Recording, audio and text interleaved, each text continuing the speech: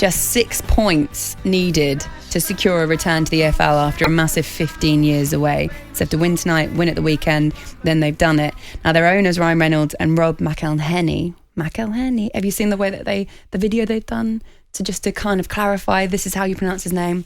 I'll show it to you in the break. It's very good. I saw that one they did with Sir Alex. It was very good. Yeah, I will show it to you. Basically, it's inspired a revival that is set to see the Red Dragons win the National League. Can they do it? Can they do it in the next couple of games? Can they do it this weekend? Let's speak to a man at the centre of this incredible tale, club executive director and also an actor himself. It's Humphrey Ker. Good morning to you. Good morning, Humphrey. Hello, good morning. Hello, thanks for coming on. Thanks for coming on, mate. Wow. It's a pleasure. This is amazing, isn't it? It's quite ironic the way that you have the club full of actors now, and this is a kind of something that you couldn't even script with what's going on. Just tell me, I like what I did there. Just tell me what it's like for you and what it's like around the club at the moment. Well, I mean, I think our hope for this year was that it was going to be a lot less dramatic than it has turned out to be. Last year we obviously missed out on, we got knocked out in the playoff semi-final, 5-4 at home, which was, a real mad sort of ding-dong game of football that went back and forth and the lead changed hands several times and ultimately we were on the wrong side of it. And I remember right after that thinking, okay, it was fine. Next year, it'll just, we'll strengthen in the summer. We'll just, take this league by storm and have it all wrapped up by January.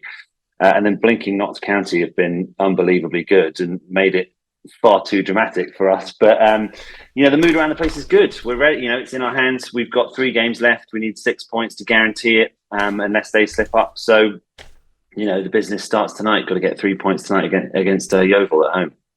I watched you, Humphrey. I was at the Sheffield United Cup game. Really enjoyed it. You've obviously got a top form striker in Paul Mullins, but you touched on it yourself. Obviously, a lot of interest is taking interest in the club since you guys took over. However, the drama itself, as I say, I saw you against Sheffield United. Really enjoyed the game, but the one that I watched and a lot of my friends watched was the game. Was it Easter Monday against Notts County? That was just brilliant entertainment. Yeah, well, I think it really speaks to the quality that exists in the National League. I think for a long time, obviously, there's been this huge divide between league football and non-league football or conference football. And the reality is the kind of top half of the National League, I think, is every bit as good as the bottom half of League Two. Us, County, Chesterfield, Woking, there's some great clubs down here, Southend, Oldham, that are big traditional footballing powerhouses that have fallen on hard times. So yes, that game was kind of the best of the National League. Obviously, it was 1 versus 2 and put on a kind of occasion befitting that. So often we see those big tight games at the top of the Premier League or whatever. They actually end up being quite drab because everybody's kind of trying to protect what they've got or don't. No one wants to give up the advantage, and both teams absolutely went for it. And luckily, we came out on top. Humphrey, tell me a little bit about the potential fine that you have put on Ben Tozer. Just explain to our listeners what that is. Yes. Well, in a way, I'm hoping he's going to reach out to you, Laura, to get for you to pay for some of it as you were egging him on on your show. He's, openly flirting on national radio with the chairman's mother. And, we like to do things a bit differently at Wrexham, but at the same time, there are certain standards that need to be maintained. You've got a responsibility to, youngsters just starting out in the game. Don't hit on your boss's mum on the radio. But didn't he have the blessing of Ryan Reynolds himself? Well, yeah. I mean, and listen, Ryan and Rob are willing to sacrifice anything for the success of this team, and including, it would appear, his mum, his mum's virtue. But yeah, we.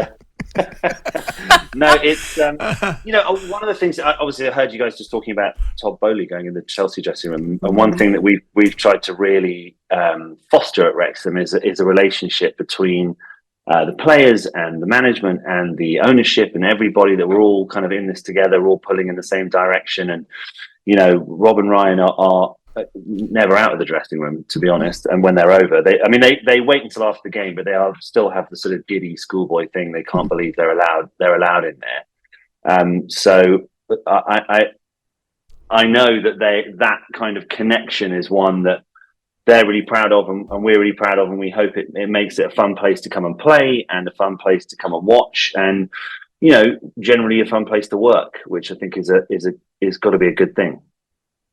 I've got a question for you. Right, here's a question for you. Well, it's actually not from me; it's from a producer. Right. You're surrounded by massive film stars, right? Is there any chance we can see Wrexham featuring Deadpool 3?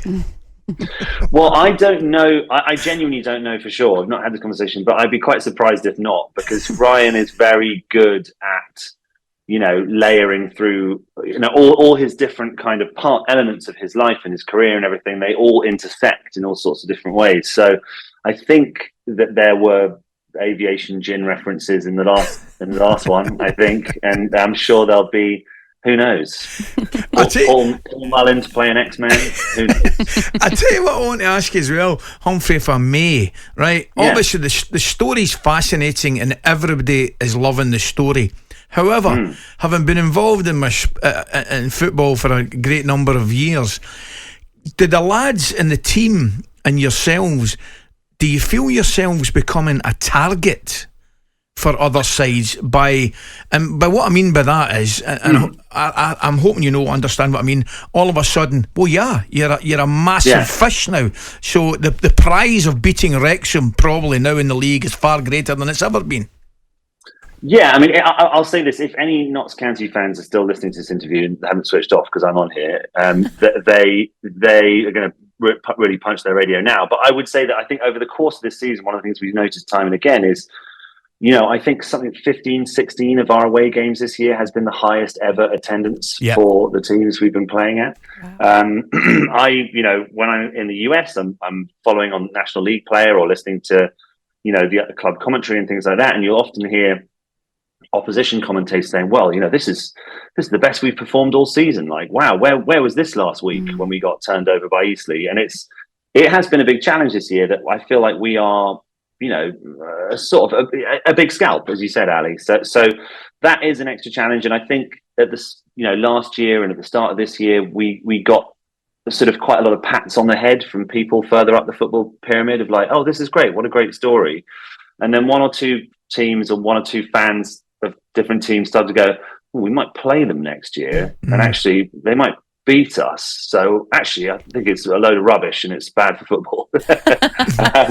So that's just the price you have to pay, really. I mean, ultimately, we don't pay that too much mind because we're doing this for the people of Wrexham. We're doing it for the football team and everyone in North Wales, and they are all happy as can be. And so ultimately, that's who we got to worry about pleasing. I don't imagine Manchester City are that worried about whether Arsenal fans are enjoying what they're doing. So likewise, we can't get too worried about what everybody else is saying. Unfortunately, I don't think they are worried about us at all, Manzi. Humphrey, no comment. Humphrey, thank you. Good luck tonight, and good luck at the weekend as well. 2 wins away from it. Really delightful to have you on this morning, and good luck. See you later. Very best of luck, mate. Thanks for me. Bye, guys. Humphrey Ker there, Wrexham FC Executive Director. talkSPORT Breakfast with Laura Woods, Monday to Wednesday morning 6 till 10 on AM, on DAB, via the talkSPORT app and on your smart speaker. talkSPORT.